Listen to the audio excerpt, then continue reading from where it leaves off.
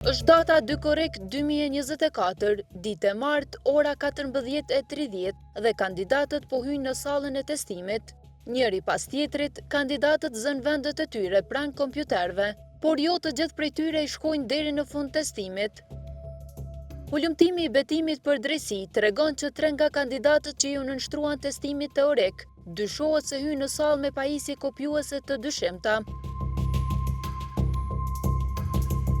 Në anën tjetër, rasti i cili u raportua në polici po në atë ditë, u dërgua në prokurori pas 7 muajsh me raport informues.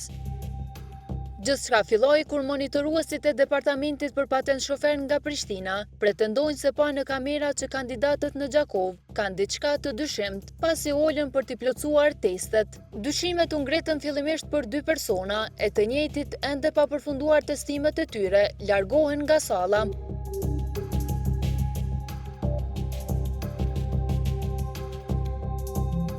Por cila është e vërteta, çfarë ndodhi realisht më 2 korrik të vitit të kaluar në njësinë e patent shoferëve në Gjakov, ku testimit i u nënshtruan 12 kandidat.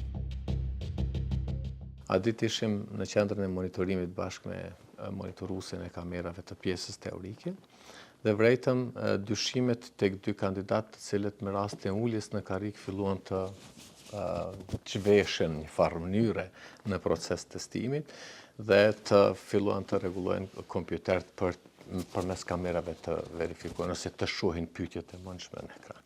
Ju e dini që ne kemi të digitalizuar gjithë procesin dhe një pyetje dele vetëm në ekran. Dhe mundësia vetmja aktualisht është që të përdorin kamerat për të përfunduar procesin e testimit, që është në mënyrë jo legjitime, jo legale, jo të rregullt e kështu me radhë.